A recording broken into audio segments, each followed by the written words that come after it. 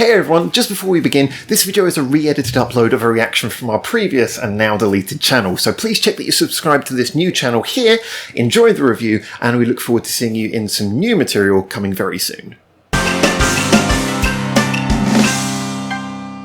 Hi there and welcome back to Japan, where we're going to be checking out a little bit more of LADYBABY. Now, LADYBABY are a group who I covered recently, and I mentioned that unfortunately I've heard that they will be disbanding in one way or another, but basically they will probably not be coming back after the end of this year, although apparently they've done that before, and I know they've reinvented themselves like a million times, so maybe they are coming back, no one knows. But anyway, a few people are quite sad about this, so I thought, well, they've been an interesting group, and I've heard some songs by them that I've really liked. Some have been a little bit more, forgettable, but they've always been interesting. So I thought it'd be really interesting to check out another song by them. I must admit, by far my favourite iteration of the group that I've heard was the latest iteration, which is, I believe it's 4 of them, sort of operating like an alternate idol group. I think they've been more daring with their songs, but, you know, less gimmicky. No offense to the gimmicks they used before. They were fun, they were interesting, they worked, but a lot of them was like one-shot gimmicks. And so, you know, to me this seems, which obviously I'm mostly referring to the whole Ladybeard collaboration, but they've had other little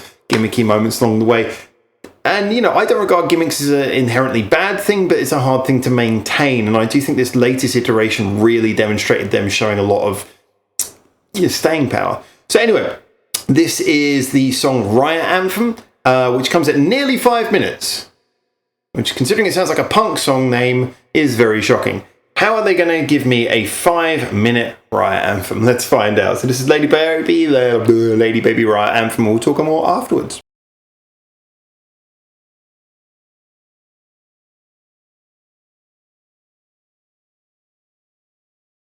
Out of that last chorus. So anyway, yeah, that was not what I expected at all, but really, really good. Very much immediately, I'm just going to say this, going to call this out, reminds me a lot of Dreamcatcher, the Korean sort of crossover K-pop meets like hard rock metal group that we've been listening to a lot on the channel. If you haven't been listening to them and you like this song, definitely do check that out with us as well. You search on our page and you'll be able to find that easy on our YouTube channel page. Yeah, so that was a really interesting one on a few levels. I think that was one of the least crazy songs I've heard by them, and yet it worked very, very well. It was very tight. I'm glad, because with a group like this who trade so much on crazy, unpredictable songs, for them to go for something which is very predictable, you kind of want to know that they're going to do that for a reason, and here they have. They've done it because they've got a real song that builds up in a very clear and easy and direct way. That first bit, which was kind of like borderline pop that it comes in on, where it sounds like a ballad and it's very gentle, I like that because the production was really nice. It had like a little funny sort of pizzicato sound, which was accenting each chord change, which was really brilliant. I wish I could pick out what that was. Someone tell me if you know. But it was a really beautiful sound, probably a synthesized sound. And that, along with in the second verse when it built up with the strings, and you had that heavy beat, which was punching through in a sort of synthetic way, very clear, concise, didn't drag around too much, just sort of broke things up, cut through without sort of making this. It kept the sound of the music thin musically, so it was delicate, and then punched through and left when it needed to. So everything about that verse was nice. It was a mixture of delicacy and punching and just all the right sounds in the right places. And then you get that pre-chorus bit which comes after it each time. And I really like that. I like how it came in slightly off beat, how it was that mix of, I mean, as you guys know, if you've been following the channel for a while, and especially if you've been following the LADYBABY stuff that we've done here, Screamo is a particular genre that I'm very picky with. I only like it when it accents things, and this had more Screamo than I would usually be able to tolerate in a song. And yeah, okay, in the second verse they go a little bit all in, but even in that context, it kind of works in this song. I don't really like the sound of Screamo, to be honest, unless it's really, really blasting at the right moment. But the way this went sort of Screamo and a bit of rap, Screamo and a bit of rap, it actually felt like it was accenting some drama. You got that sense of drama, sort of like power, speed, power, speed, power, speed, mixing those musical theories together, mixing that timbre, mixing that slightly different sound together. You just really got the feeling that it was sort of barreling along, that it was slightly on edge, but it was well balanced. So I really like that section. I love that. When it came in the first time, it was kind of shocking. When it came in the second time, I was really happy to have it back. You know, that worked. And then you get the chorus, which very straight shooting. you know, same thing. This is what reminded me most of all of Dreamcatcher. It reminded me of I think it was You and I by Dreamcatcher. The idea that the chorus is actually really just like it's hard rock more than metal. It's just sort of strummed, heavy electric guitars, this thick, creamy chord pattern sound, which just means the underneath of the song is just like this big, simple, blasting, thick sound that fills up your headphones. And then the vocals have just really got room there to just sort of paint a melody, a simple, catchy melody. And that's what they did here. It basically boils down to the simple campfire philosophy of chords, melody. Nothing complicated, no complicated harmonics or anything breaking it up, just chords and melody. And that's the way this goes. And you know, that's something that a lot of the time metal and pops often tries to avoid. They try to go for more complicated things, get sort of riffy things involved. And don't get me wrong, that can work 100% of the time, well, 100% at sometimes, but not all of the time. And it's nice to see someone going kind of bold and going for more of a simple approach and really just sort of relying on their basics of their music, relying on their melody, being confident in just that. And yeah, this is it's not the catchiest chorus ever, but when it's in there, it really works with the flow of the song. It feels like the chorus that you want. And it also is one that just feels, you know, it feels like you could sing it along at the time. I must admit, it isn't going around in my head right now. It hasn't stuck with me like an earworm, but it's catchy in the way it needs to be at the time you're listening to it. Now, I did say I was going to come back to that a little bit, which was about 3 and whatever minutes through. 3 minutes and so seconds, maybe 20 or 30 seconds, which was like a weird sort of bridge, which was a few chords where suddenly a few bars where suddenly the guitars went really heavy. And that was the one bit where I thought there was a real musical arrangement misstep.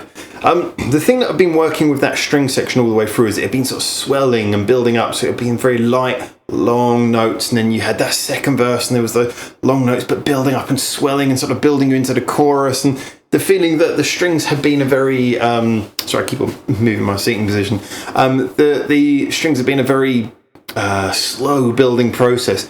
Then when that heavy few bars came in, the strings kind of did a similar thing where it was long notes again, and it totally sucked all the power out of those few bars, which felt like an important bit because that looked like what was supposed to be, that was the main part, turning around and linking the bridge, you know, linking the second chorus to the last run of the chorus. It felt like you were really supposed to be given something powerful to really shake everything up before you blast into the last crescendo. If you're going to have strings in there, I wanted to hear something more staccato, more panicky, high energy, you know, sort of go to the higher registers, some more sort of, you know, getting the violin and really sort of fast high notes, if you know what I mean. I wanted to hear more of that because I wanted to hear it sound on edge, panicky. That was the bit where you needed the panic and energy, but instead it was, I was like, no, not now. We've done that bit. That bit's over. We're at the end of the song. This is the drama. This is the crescendo. You're blasting us into the last chorus.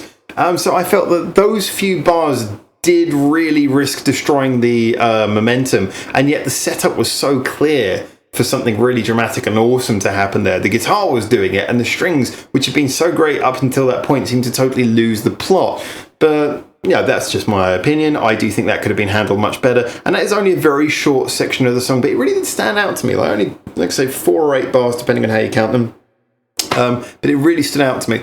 Anyway, so as a general, that to me was a very effective song in the ilk of something like Dreamcatcher. I think it showed that these girls have a real element for doing drama. I don't know the names of each of the members, which is, I'm always bad at remembering the names of people in bands, even though we've covered so many of their songs by now. But there was just one member who looked like happy all the time, had a little smile on all the way through. I was like, we're doing a dramatic, serious song here. It's like everyone's like dramatically walking around in this sort of like large gardens and everything and dark lights, and you're, I don't know if that was on purpose to be tongue-in-cheek, but it stood out to me as being kind of like, actually, to be honest, I'm kind of happy she did that, because if she hadn't done that, maybe the whole video would look more serious. So her adding that little element actually added a bit of a quirk to the whole thing. But yeah, I enjoyed that, and I would be more than willing to listen to that again. And to me, it highlights, it's tonally, it's in line with what we'd expect from LADYBABY. I've heard LADYBABY do those sort of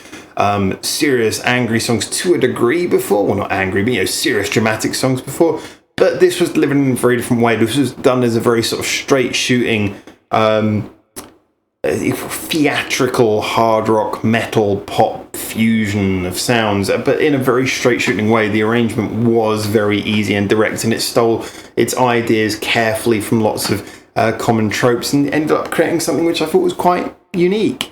So I would enjoy that. I'd definitely listen to it again. I think it was a quality item. I think it was very well packed out with good ideas for the best part, nicely arranged, and it passed its almost 5 minutes of time very well. Still don't know why it's called what it is called though, because that just seems really out of place.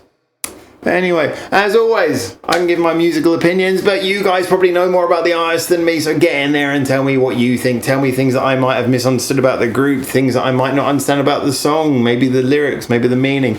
Get in there and tell me whatever you want, and hopefully I'll be able to read all the comments. I do read all the comments, but I don't get a chance to reply to them all, but I will definitely take everything into consideration until I speak to you soon, or until you see one of my videos soon, which you can do at any time. But now, from Japan, ciao, ciao. Thanks for watching. Feel free to check out more of our hundreds of videos we got online on this channel right now, or get involved in the discussion with us at the many social media links we've got in the description below, where you can suggest new videos and artists for us to check out on the channel. Or you can just do the usual YouTube stuff and comment, like, subscribe. You know how this works by now.